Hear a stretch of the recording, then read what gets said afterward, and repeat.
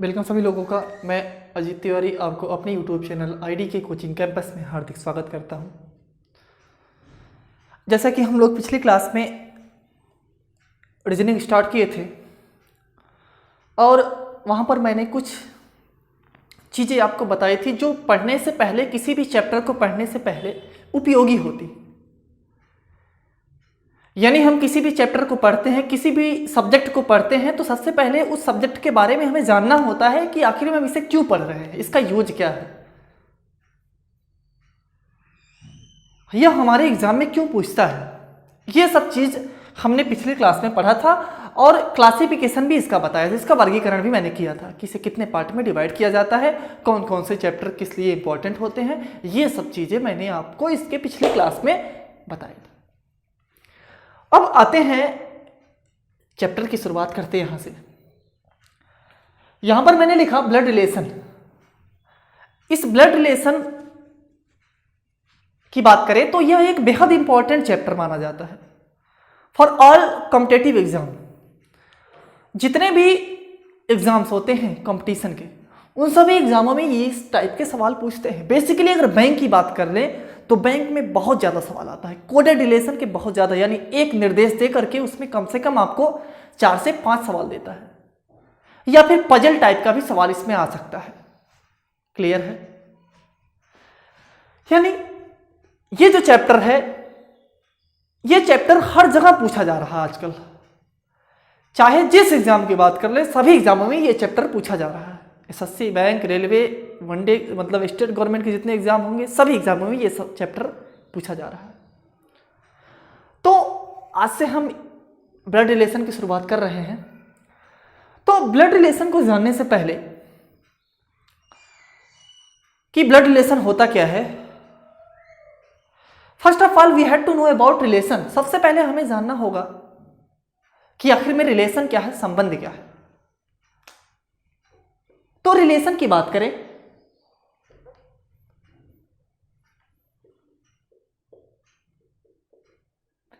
कि संबंध क्या है, रिलेशन क्या है, तो ध्यान दीजिएगा, कोई भी दो चीजें या दो से अधिक भी हो सकती हैं, कोई भी दो या दो से अधिक चीजें, वो पर्सन भी हो सकते हैं, एनीथिंग्स, मतलब कुछ भी चीजें एक दूसरे से किस प्रकार जुड़ी होती हैं, किस प्रकार कनेक्टेड होती हैं, वही कनेक्शन, वही जुड़ाव क्या कहलाता है, संबंध कहलाता है। कोई भी दो चीज किस प्रकार जुड़ी है, किस प्रकार कनेक्टेड है, वही जुड़ाव, वही कनेक्शन क्या कहलाता है, रिलेशन या फिर संबंध कहलाता है। कोई भी दो चीज, जैसे हम यहां पर पढ़ा रहे हैं, आप मोबाइल के माध्यम से पढ़ रहे हैं, तो हमारा भी आपका कुछ संबंध है, हमारा भी आपका कुछ जुड़ाव है, कनेक्शन है। और वो जुड़ाव, कनेक्शन क्या है, एक टीचर स्टूडेंट का, तो यहां पर टीचर और स्टूडेंट क्या हुआ, एक संबंध हुआ, एक संबंध स्थापित हुआ ना, कनेक्शन स्थापित हुआ टीचर और स्टूडेंट का। मैं यहां पर व्हाइट बोर्ड पर इस मार्कर के थ्रू लिखता हूं, इसका भी आपस में संबंध है, इसका भी आपस में कनेक्शन है। आप फैन चलाते हैं, लाइट ऑन करते हैं, तो स्विच ऑन करते हैं तो लाइट जल जाती है, यानी वायर में करंट फ्लो हो रहा है, इसका भी आपस में कनेक्शन है, जुड़ाव है। यानी हर वो चीज, हर वो दो या दो से अधिक चीजें जो एक दूसरे से आपस में जुड़ी होती हैं, और किस प्रकार जुड़ी होती हैं, किसके जरिए जुड़ी होती हैं, वही जुड़ाव, वही कनेक्शन क्या कहलाता है, संबंध या फिर रिलेशन। क्लियर हुआ? अब बात करते हैं रक्त संबंध की या फिर ब्लड रिलेशन की। तो ध्यान दीजिएगा, ध्यान से सुनिएगा, ब्लड रिलेशन क्या है। हर वह एक रिलेशन, ध्यान से सुनिएगा मेरी बात को, हर वह एक रिलेशन जो हमसे बाय बर्थ, जेनेटिकली या स्पेशल कंडीशन के थ्रू अटैच होते हैं, वही संबंध, वही रिलेशन क्या कहलाता है, ब्लड रिलेशन। एक बार फिर से रिपीट कर रहे हैं, हर वह एक रिलेशन जो हमसे बाय बर्थ, बाय जेनेटिकली या फिर स्पेशल कंडीशन के थ्रू अटैच होते हैं, वह संबंध, वह रिलेशन क्या कहलाता है, ब्लड रिलेशन। मैंने यहां पर 3 चीज की चर्चा की, ध्यान दीजिएगा, मैंने यहां पर 3 चीज अभी बोला। सबसे पहला बाई बर्थ, और दूसरा जेनेटिकली, और तीसरा इंपॉर्टेंट स्पेशल कंडीशन के थ्रू। स्पेशल कंडीशन के थ्रू। अब वन बाय वन सबके बारे में हम चर्चा करते हैं कि कौन से रिलेशन हमसे बाय बर्थ अटैच होते हैं, कौन से रिलेशन हमसे जेनेटिकली अटैच होते हैं, कौन से रिलेशन स्पेशल कंडीशन के थ्रू अटैच होते हैं। सबसे बड़ी समस्या यहीं पर होती है। अभी मैं आपसे अगर पूछूं कि बाय बर्थ कितने ऐसे रिलेशन हैं जो हमसे बाय बर्थ अटैच होते हैं, तो सबका कुछ का आंसर आएगा सर मामा, दादा, दादी, नाना, या फिर भाई, बहन, पापा, चाचा, भतीजा, ये सब चीजें आपके मन में, आपके दिमाग में आएंगी। तो ध्यान दीजिएगा, अगर कभी आपके सामने आए कि कौन से रिलेशन हमसे बाय बर्थ अटैच होते हैं, तो सिर्फ 6 ऐसे रिलेशन हैं जो हमसे बाय बर्थ अटैच होते हैं। बाय बर्थ अटैच होने वाले रिलेशन कौन से हैं, ध्यान दीजिएगा। एक आपका है यानी माता, पिता, दादा, दादी, नाना और नानी। ये 6 ऐसे रिलेशन हैं जो हमसे बाय बर्थ अटैच होते हैं। क्लियर। अब एक चीज और है कि सपोज मान लीजिए कि एक्स कोई पर्सन है, उसका जैसे ही जन्म हुआ उसके पिता की यानी डेथ हो गई या फिर मदर की डेथ हो गई, तो ये बताइए क्या उस केस में पिता को कंसीडर करेंगे? कंसीडर करेंगे, बिल्कुल 100% कंसीडर करेंगे, चाहे वो एग्जिस्ट करता हो या ना करता हो, हम उसे बाय बर्थ कंसीडर करेंगे। हम यहां पे पर्सन को देखते हैं कि उसी के थ्रू मेरा जन्म हुआ है, उसी के थ्रू मेरी उत्पत्ति हुई है, तो उस केस पे हम उसे बाय बर्थ कंसीडर करेंगे। अगर उसकी डेथ हो भी गई है तो, समझ पा रहे हैं ना? यानी अगर जन्म के तुरंत बाद किसी की डेथ हो जाती है, जैसे माता पिता में किसी की भी डेथ हो जाती है, तो उस केस में भी हम उस पर्सन को जिसकी डेथ हुई है उसे हम बाय बर्थ संबंध रखते हैं, यानी बाय बर्थ के केस का संबंध रखते हैं। समझ आ रही बात? अब दूसरा है जेनेटिकली। जेनेटिकली आपके दिमाग में अभी तक जो भी जितनी बातें आई थी, भाई बहन भाभी, चाचा चाची, नाना नानी, भाई बहन भाभी भतीजा, चाचा चाची, मौसी मौसा, ये सब जितने भी रिलेशन आपके दिमाग में आ गए, सब के सब रिलेशन किस कैटेगरी में आएंगे? जेनेटिकली। यानी हमसे जेनेटिक्स के थ्रू अटैच होते हैं, यानी ये जो रिलेशन होते हैं ये जेनेटिक्स के थ्रू अटैच होते हैं। मैंने यहां पे एक वर्ड बोला अंकल, चाचा। अंकल की डिफिनीशन अगर बात करें कि अंकल की डिफिनीशन क्या है, अगर हम चाचा के डिफिनीशन की बात करें कि चाचा की डिफिनीशन क्या है, तो आप क्या जवाब देंगे? आपका जवाब यही आएगा, अमूमन देखिए लोग गलती कहाँ करते हैं, आपका जवाब यही आएगा कि चाचा हम उसे कंसीडर करेंगे जो हमारे पिता का भाई होगा, जो हमारे पिता का भाई होगा उसे हम चाचा। और इंग्लिश में अगर अंकल की बात करें तो अंकल, इंग्लिश देखिए वर्ड जो है ये मामा के लिए भी सेटिस्फाई करेगा और चाचा के लिए भी सेटिस्फाई करेगा। यानी हम कह सकते हैं कि हमारी माता के भाई या पिता के भाई जो सगे भाई होंगे उन्हीं को हम कंसीडर करेंगे कौन सा रिलेशन? अंकल का। तो क्या यह जवाब सही है? नहीं, यह जवाब बिल्कुल गलत है। तो सही जवाब क्या होगा? हर वह रिलेशन जो हमारे फादर के जनरेशन का हो बट फादर ना हो,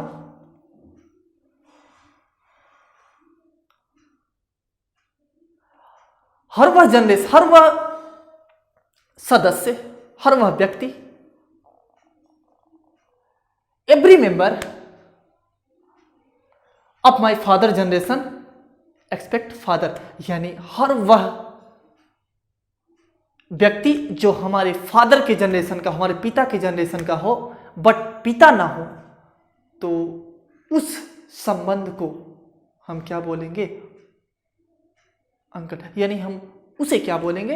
अंकल बोलेंगे। अब फादर के जनरेशन के हमारे कौन कौन आएंगे? चाचा आएंगे, फूफा आएंगे, मामा आएंगे, मौसा आएंगे, यानी हमारे पिता के जनरेशन से जितने भी लोग हैं, पिता के जनरेशन के जितने भी मेल लोग हैं, वे सभी किस कैटेगरी में आएंगे, यानी क्या बोलेंगे हम उन्हें, अंकल, ना कि अगर हमारे पिता का भाई है तो ही हम उसे अंकल बोलेंगे। क्लियर है। अब एक सवाल यहां पर और है कि आंटी किसे बोलेंगे। आंटी के लिए भी वही फॉलो होगा। हमारी माता के, हमारी मदर के जनरेशन के जितने भी लोग होंगे, उस जनरेशन के जितने भी लोग एग्जिस्ट करेंगे, वे सभी को हम क्या बोलेंगे, आंटी बोलेंगे। अब कभी समस्या नहीं आएगी ना। अब तीसरा, मैंने यहाँ पे दो चीज आपको बताया कि बाई बर्थ कौन कौन से रिश्ते होते हैं और दूसरा जेनेटिकली। तीसरे की बात करते हैं स्पेशल कंडीशन के थ्रू, यानी कौन से रिश्ते स्पेशल कंडीशन के थ्रू अटैच होते हैं। तो आपके दिमाग में बहुत चीजें आ रही होंगी कि स्पेशल कंडीशन के थ्रू ये चीज जुड़ता है, ये रिश्ता हमसे अटैच होता है। ध्यान दीजिएगा, स्पेशल कंडीशन के थ्रू कौन से रिश्ते अटैच होते हैं। अभी एक रिश्ता मैंने यहां पर छोड़ दिया है जिसका नाम है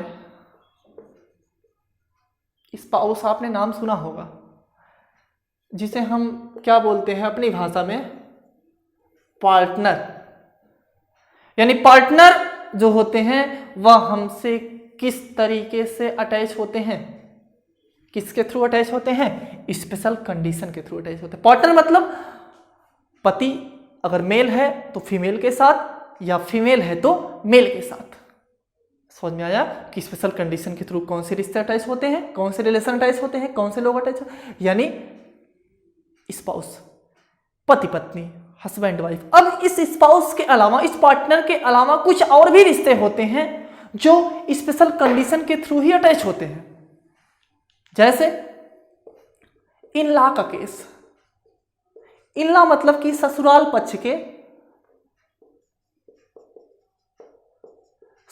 पक्ष के जितने भी रिश्ते होते हैं वह किस कंडीशन के थ्रू अटैच होते हैं, किसके थ्रू अटैच होते हैं, किस रिलेशन के थ्रू अटैच होते हैं, स्पेशल कंडीशन के थ्रू अटैच होते हैं।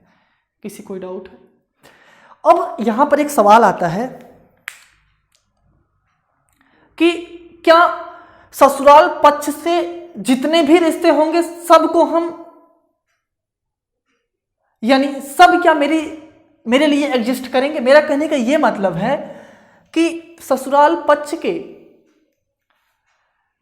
जितने भी रिलेशन होते हैं वे सभी स्पेशल कंडीशन के थ्रू अटैच होंगे, नहीं। जैसे एक एग्जांपल लेते हैं। सपोज मैं अगर आपसे एक छोटा सा सवाल पूछूं कि, ध्यान दीजिएगा, सवाल है आपके पार्टनर के चाचा की बेटी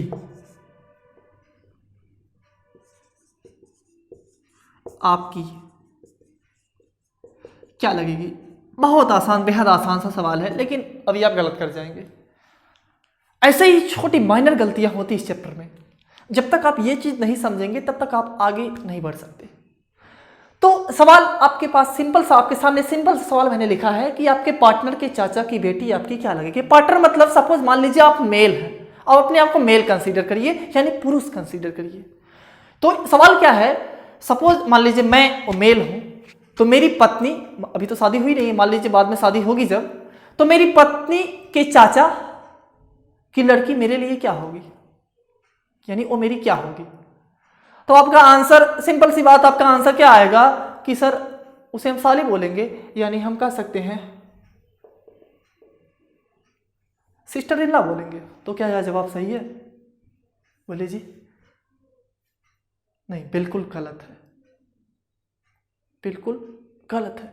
यानी सिस्टर इन लॉ नहीं बोलेंगे। सिस्टर इन लॉ कब बोलते हैं? देखिए बहुत उलझा हुआ ये कंडीशन है कि स्पेशल कंडीशन के थ्रू जो अटैच होते हैं रिश्ते। ध्यान दीजिएगा,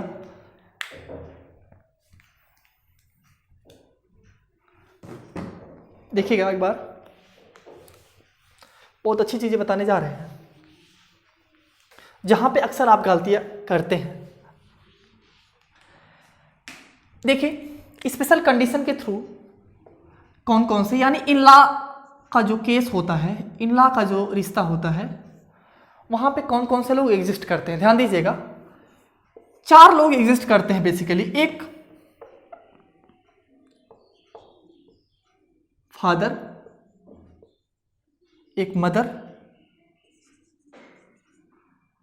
और सिस्टर, ब्रदर। क्लियर है? ध्यान दीजिए, देखिए, यानी अगर पति है तो इनला मतलब फादर की बात करें तो उसका ससुर होगा, मदर की बात करें तो उसकी सास होगी, सिस्टर की बात करें तो सिस्टर इनला यानी साली, और ब्रदर की बात करें तो साला। क्लियर है? किसी कोई डाउट? अब यहां पे ध्यान दीजिए, कब हम इन लॉ के केस में स्पेशल कंडीशन के थ्रू उस रिलेशन को मानेंगे। सवाल ये उठता है कि मैंने इस सवाल का जवाब सिस्टर इन लॉ क्यों नहीं माना। देखिए, जब कभी आपके सामने ऐसा केस आएगा कि खुद के, यानी जो पार्टनर रहेंगे उनके खुद के अगर भाई बहन या फिर माता पिता की चर्चा न करके उनके कजन की चर्चा करते हैं, तो उस केस में उसे ससुराल का रिश्ता कंसीडर नहीं करते। नहीं समझ में आया होगा? जैसे यहां पर देखिए क्या है, पार्टनर के चाचा, पार्टनर के पापा की बात करते तो यहां पे ये आंसर आपका 100% सत्य होता। लेकिन सवाल क्या है, आपके पार्टनर के चाचा यानी पार्टनर के कजन की बात कर रहे हैं। कजन चाचा मतलब कि पापा का भाई। अगर पापा के भाई की बात करें तो वहां पे उस कंडीशन में, उस केस में आप उसे इन लॉ का रिश्ता ना दे करके इसका आंसर क्या बोलेंगे, यानी सेम पीढ़ी का जनरेशन जो होगा उसका आंसर जो होगा आप क्या बोलेंगे, कजिन सिस्टर। बहुत ही आसान सवाल है लेकिन अक्सर लोग गलतियां कर देते हैं। यानी तब तक हम उसे इन लॉ के केस में इसके थ्रू अटैच नहीं करेंगे जब तक वह खुद का, यानी जो स्पाउस होंगे, जो पार्टनर होंगे, उनके खुद के भाई बहन ना हो या उनके खुद के माता पिता ना हो।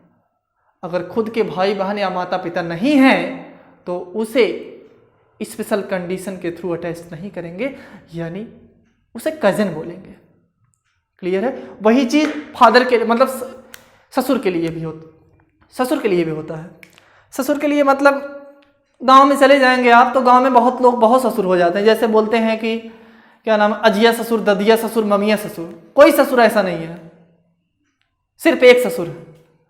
अगर मैं पति हूं, अगर मैं मेल हूं तो मेरी पत्नी का जो पिता है वही ओनली हमारे लिए ससुर होगा, न कि और कोई। अगर और कोई पर्सन आ रहा है, और कोई पर्सन आ रहा है तो मेरे फादर के जनरेशन का है, उसे 100% हम बोलेंगे क्या, अंकल बोलेंगे। और अगर मेल होगी तो उसे हम सास यानी अजिया सास या ममिया सास ना बोलते हुए हम क्या बोलेंगे, आंटी बोलेंगे। अब आपको जो माइनस सी चीजें हैं समझ में शायद आ रही होंगी।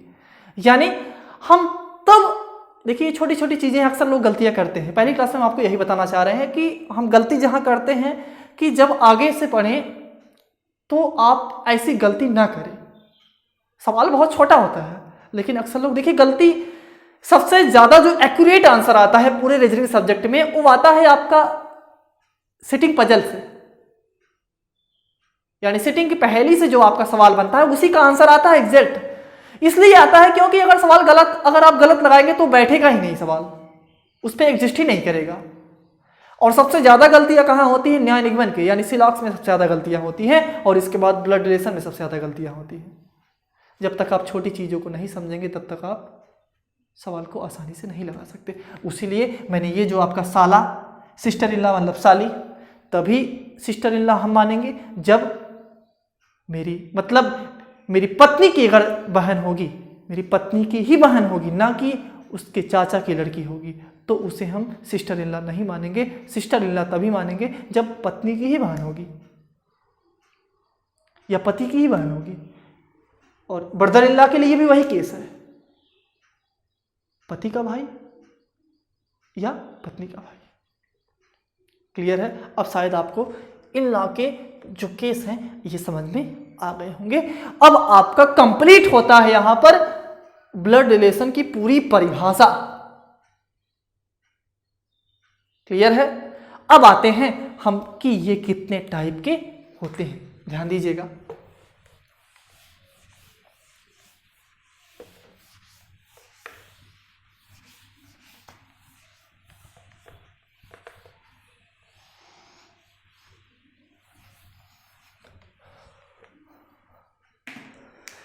देखिए टाइप की बात करें तो ये दो टाइप के बेसिकली होते हैं, एक होते हैं और दूसरे बनाए जाते हैं। ब्लड रिलेशन बेसिकली दो टाइप के होते हैं, रक्त संबंध एक होते हैं, दूसरे बनाए जाते हैं। होते मीन्स वह रिलेशन जो हमें जन्म के बाद तुरंत मिल जाते हैं, यानी उन्हें बनाने की आवश्यकता नहीं पड़ती। इसमें ऑटो क्रिएशन का गुण होता है, इसे बनाने की आवश्यकता नहीं पड़ती। यह रिलेशन फिक्स होता है, इससे आप ट्रांसफर भी नहीं कर सकते। जैसे जब मेरा जन्म हुआ तो क्या मेरे जन्म के तुरंत बाद मेरे माता पिता मिले? तो जो मेरे माता पिता मिले क्या उन्हें बनाने की आवश्यकता पड़ी? नहीं, उन्हें बनाने की आवश्यकता नहीं पड़ी। इसका मतलब यह है कि बाय बर्थ जितने भी रिलेशन होते हैं वो रिलेशन किस कैटेगरी में आते हैं? होते हैं, यानी उन्हें बनाने की आवश्यकता नहीं पड़ती। जैसे माता पिता, दादा दादी, नाना नानी, ये सब एक ऐसे रिलेशन हैं जिन्हें बनाने की आवश्यकता नहीं पड़ती, यानी ये जन्म के तुरंत बाद ऑटो क्रिएट हो जाते हैं। और ये जो रिलेशन होते हैं ये रिलेशन फिक्स होते हैं, इसे ट्रांसफर नहीं किया जा सकता। ये रिलेशन ओरिजिनल होते हैं। क्लियर? अब बात करते हैं जो रिश्ते बनाए जाते हैं। अभी हम छोटे हैं, धीरे धीरे हम बड़े होते हैं, हमारी जवानी आती है और एक ऐसी स्थिति आ जाती है कि अब हमारी शादी हो जाती है। तो शादी हो जाने के बाद जो रिश्ते बनते हैं वो रिश्ते किस कैटेगरी में आएंगे? बनाए जाते हैं। यानी शादी हो जाने के बाद जितने भी रिश्ते होते हैं वो रिश्ते किस कैटेगरी में आएंगे? बनाए जाते हैं। यानी इसमें कौन कौन सा होगा? जैसे पत्नी पत्नी, साला साली, सास ससुर या सरहद, तमाम रिश्ते आते हैं।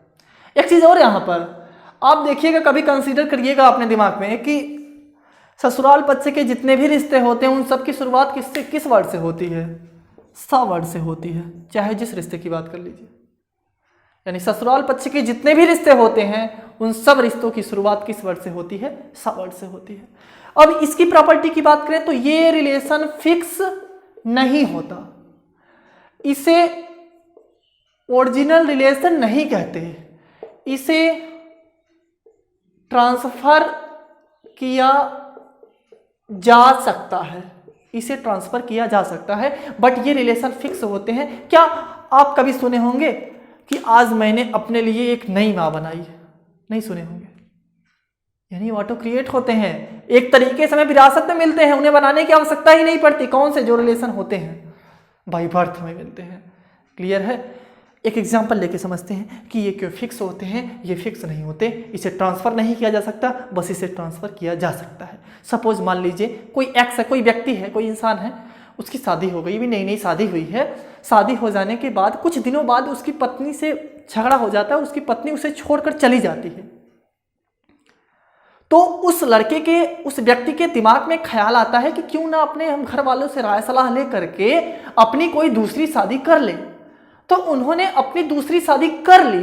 तो दूसरी शादी करने के बाद उनकी पत्नी आई, तो क्या उनकी पत्नी नहीं कहलाएगी? एक बीवी के चले जाने के बाद जब दूसरी बीवी आई तो भी तो उनकी पत्नी कहलाई। इसका मतलब यह है कि ये जो रिलेशन होते हैं ये फिक्स नहीं होते, ओरिजिनल नहीं होते, इसे ट्रांसफर किया जा सकता है। बट जो रिलेशन होते हैं जो हमें विरासत में मिलते हैं उसे ट्रांसफ़र नहीं किया जा सकता। सपोज मान लीजिए कोई व्यक्ति है, उसकी माँ इस दुनिया में नहीं रही, मान लीजिए कोई छोटा है, अभी 2 साल का बच्चा है, उसकी माँ इस दुनिया में नहीं रही, तो उसके पिताजी के दिमाग में ख्याल आएगा क्यों ना हम इसकी अपनी कोई दूसरी शादी कर लें, और ताकि मेरे बच्चे का वो ख्याल रख सके। अभी मेरा बच्चा छोटा है तो उन्होंने अपनी दूसरी शादी कर ली, तो जब उस छोटे बच्चे के पिताजी ने अपनी दूसरी शादी कर ली तो उस पिताजी की जो पत्नी आई वो तो उसकी पत्नी कहलाई, बट क्या वो मेरे लिए, उस बच्चे के लिए माँ कहलाई? नहीं, माँ नहीं कहलाई। तो माँ कहलाई, कौन सी माँ कहलाई? सौतेली माँ कहलाई। और मैं बेटा जो कहलाया, उनका कौन सा बेटा कहलाया? सौतेला बेटा। यानी जो रिलेशन होते हैं वो फिक्स होते हैं, इसे ट्रांसफर नहीं किया जा सकता, और ये रिलेशन ओरिजिनल होते हैं, एक तरीके से विरासत में मिले होते हैं। क्लियर है? यानी ये 2 कैटेगरी थी। अब आगे चलते हैं।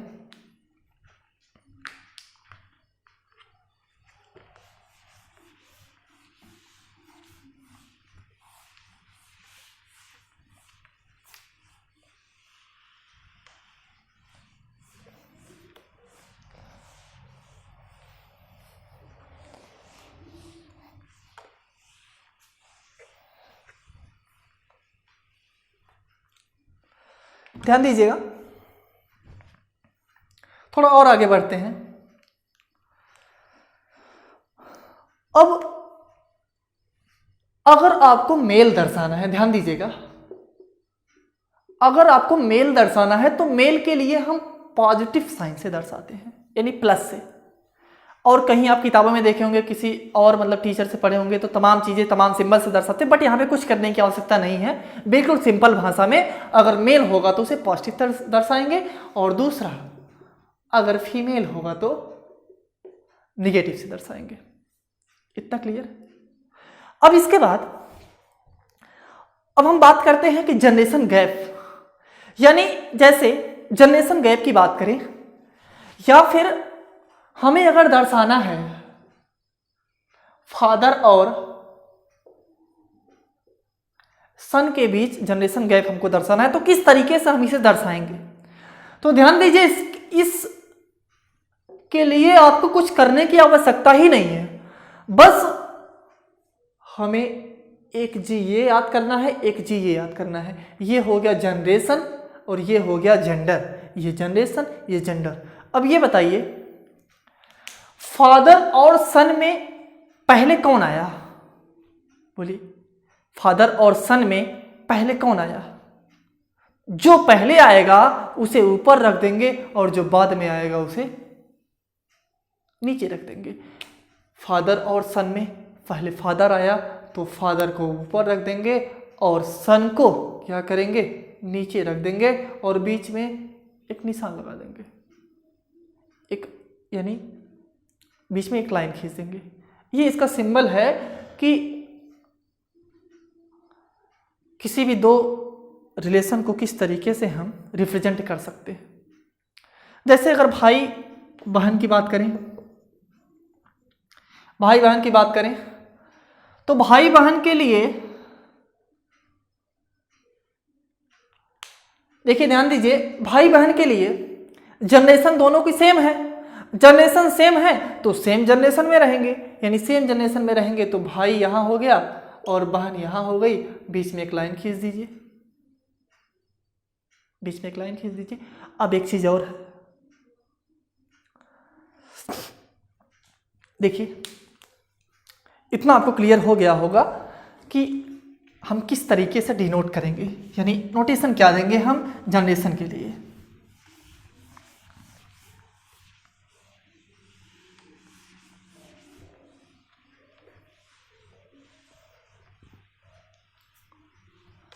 अब एक और इंपॉर्टेंट चीज, सबसे इंपॉर्टेंट चीज पूरे रक्त संबंध का, अगर ये आप चीज समझ गए तो समझिए आपको रक्त संबंध का ऐसा कोई भी सवाल नहीं होगा जो आपसे ना लगे, सबका सब लग जाएगा।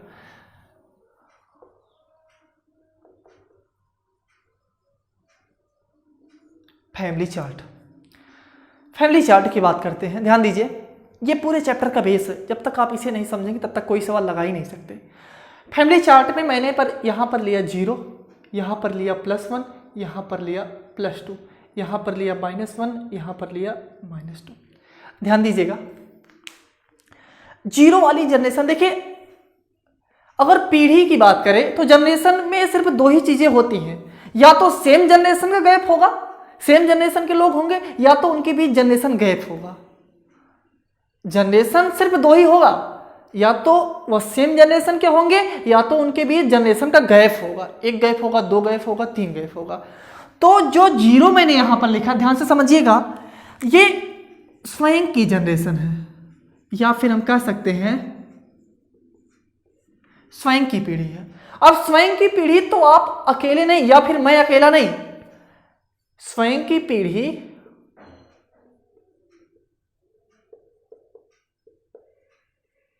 पत्नी सहित होंगे। अब सवाल यह उठता है कि क्या मैं और मेरी पत्नी या आप और आपकी पत्नी मिल करके क्या ये जो पीढ़ी है, समांतर पीढ़ी, 0 वाली पीढ़ी, क्या कंप्लीट कर देते हैं? नहीं, कंप्लीट नहीं करते। यानी इस पीढ़ी के जितने भाई बहन भाभी होंगे वे सभी इसी पीढ़ी में आएंगे, यानी स्वयं की पीढ़ी में आएंगे। यानी भाई बहन और भाभी, यानी मेरे पीढ़ी से संबंधित जितने भाई बहन भाभी आएंगे, यानी मैं और मेरी पत्नी से संबंधित जितने भाई बहन भाभी, अब भाई बहन भाभी मेरे भाई बहन भाभी होने चाहिए, मेरी पत्नी के भाई बहन भाभी होने चाहिए, पड़ोस के भाई बहन भाभी की बात नहीं करते। यानी मेरे भाई बहन भाभी, मेरी पत्नी के भाई बहन भाभी, वे सभी लोग किस पीढ़ी में आएंगे? 0 वाली पीढ़ी में। एक पीढ़ी ऊपर चलते हैं, जब एक पीढ़ी ऊपर, यानी एक लाइन जब ऊपर खींचेंगे तो इसका मतलब जनरेशन गैप +1 का होगा। इसका मतलब ये कौन सी जनरेशन है? पिता वाली जनरेशन है, पिता वाली पीढ़ी है। यानी यहां पर कौन लोग आएंगे? माता पिता। अब यहां पर सिर्फ मेरे माता पिता नहीं होंगे,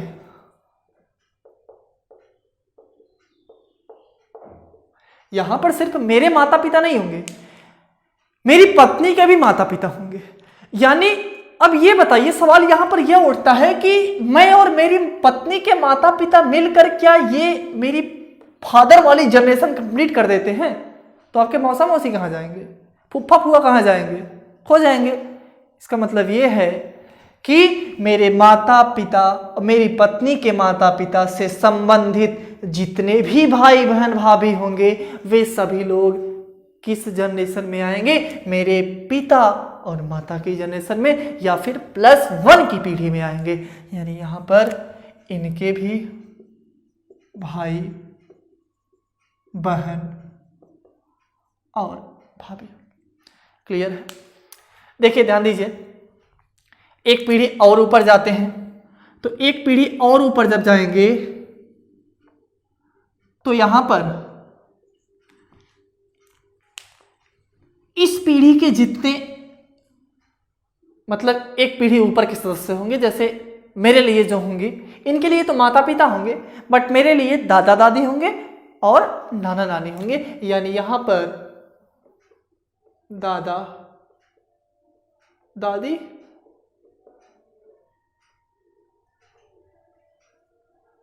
नाना नानी, इनके भी भाई बहन होते हैं, भाई बहन भाभी, लेकिन ये सब सवाल हमारे एग्जाम में नहीं पूछता। एक पीढ़ी और भी ऊपर कभी जा सकते हैं, ये +3 कर देंगे तो सबके आगे क्या लगा दीजिए आप? पर दादा, पर दादी, पर नाना, पर नानी। अब एक पीढ़ी और नीचे आते हैं, ध्यान दीजिएगा, स्वयं की पीढ़ी से नीचे आएंगे तो मतलब मेरी पीढ़ी से संबंधित जितने लड़के और लड़कियां होंगी, तो जितने लड़के और लड़कियां होंगी, यानी यहां पर क्या आएगा?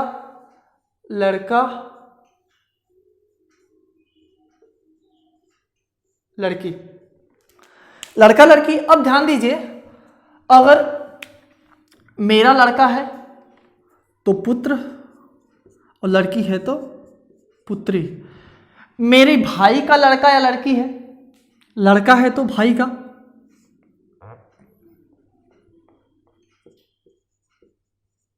भतीजा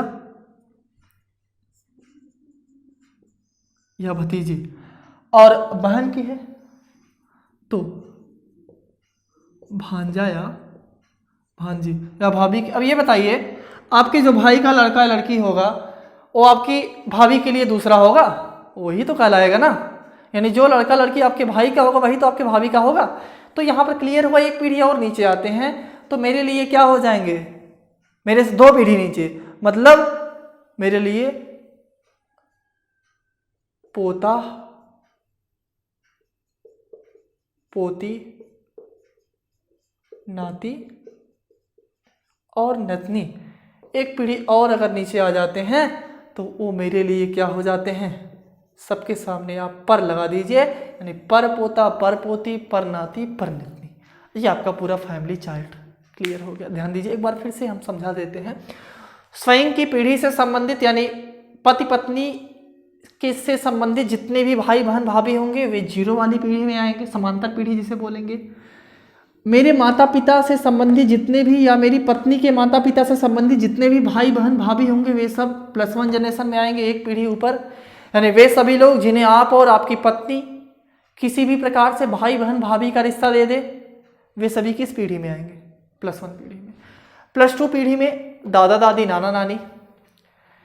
ध्यान दीजिए, अगर स्वयं का भाई है तो मेरी पत्नी के लिए क्या होगा, स्वयं का भाई है।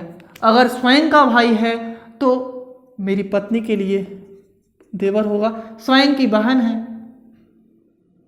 स्वयं की बहन है तो मेरी पत्नी के लिए ननद। अब देखिए ध्यान दीजिए, अगर ननद यहाँ है तो नंदोई भी यही होंगे, उसे आप अलग नहीं रखेंगे, नाराज हो जाएंगे। यानी मेल है तो फीमेल के साथ या फीमेल है तो मेल के साथ। क्लियर। अब अगर स्वयं की भाभी है या फिर पत्नी का अगर भाई है तो मेरे लिए क्या होगा, स्वयं की भाभी है तो देवरानी जेठानी, छोटी होगी देवरानी, बड़ी होगी तो जेठानी। क्लियर।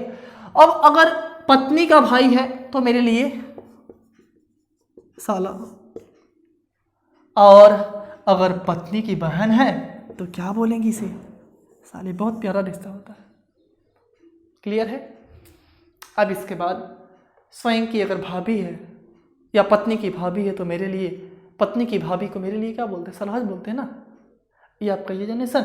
अब अगर पिता का भाई है तो मेरे लिए क्या होगा, चाचा या ताऊ। पिता की बहन है तो मेरे लिए बुआ, अगर बुआ है तो फुफ्फा भी यही होंगे, इसी पीढ़ी में +1 वाले। मैंने बताया ना कि फादर से संबंधित जितने भी लोग होंगे, फादर की पीढ़ी से संबंधित जितने भी लोग होंगे वे सभी इस पीढ़ी में आएंगे। माता की भाभी होंगी, सॉरी पिता की भाभी होंगी तो मेरे लिए क्या, चाची या ताई जी होंगी। और माता का भाई तो मामा, माता की बहन तो मौसी है तो मौसा भी यहीं रहेंगे, माता की भाभी तो मामी होंगी। ये सब चीज़ें आप यहाँ पर देखें। यानी आपका क्लियर हो गया क्या, फैमिली चार्ट। किसी कोई डाउट? तो कुछ और चीज़ें यहाँ पर बची हुई हैं, जैसे मेन इंपॉर्टेंट चीज़ें। सवाल आपको लगाने में प्रॉब्लम कब होती है, देखिए सवाल आप कब नहीं लगा पाते। आपके सामने मान लीजिए सवाल आ जाता है कि ए और बी का जो आपने सपोज मान लीजिए ए और बी के बीच में रिलेशन निकालना है, और ए और बी का जो रिलेशन आया वो फादर और सन का आया। सवाल में दिया है ए का बी से संबंध बताइए, और उत्तर में आपके फादर भी है सन भी है, यानी पिता भी है पुत्र भी है। तो बड़े कंफ्यूज होते हैं कि अब उत्तर कौन सा लगाएं। तो उस केस में आप क्या करेंगे, कल आपको बताएंगे। एक इंपॉर्टेंट होता है से, यानी जिस व्यक्ति के साथ, जिस कंपोनेंट के साथ से लगा होता है वही सवाल का जवाब देता है, उसी को वक्ता बोलते हैं, वही स्पीकर होता है। आगे और चीजें हैं कुछ, 3 कंपोनेंट के बीच में या उससे अधिक व्यक्तियों के बीच में कभी जो शब्द लिखा होता है, या ए बी का पति है जो सी का, ए बी का, या ए बी का भाई है जो सी का पिता है, ऐसा सवाल आ जाता है। या फिर जो के अलावा और लिख दिया जाता है, ए बी का भाई है और सी की मां है, इस टाइप का सवाल आ जाता है। तो वहां पे किसके साथ हम, जिसके साथ और लगा है, जिसके साथ जो लगा है, उसका संबंध हम किस व्यक्ति के साथ रखें कि हमारा आंसर आए, हमें बड़ी कंफ्यूजन होती है। तो ये सब चीज़ें आपको अगली क्लास में बताई जाएंगी। हमें पूरा विश्वास है कि जितना भी आपको पढ़ाया गया होगा अभी तक शायद समझ में आया हो। क्लियर? अगर ना समझ में आएगा तो आप कमेंट बॉक्स में कमेंट करिएगा, हम आपको कल एक बार फिर से 5 मिनट में फिर से आपको रिवीजन करा देंगे। क्लियर? और जहां ना समझ में आया हो आप वीडियो को पॉज करके फिर से उसको रिवाइंड करके देखिए। मैं दावा करता हूँ ऐसा कोई चीज़ नहीं होगा जो आपको ना समझ में आया हो। क्लियर? तो आज के लिए बस इतना ही। Thank you class.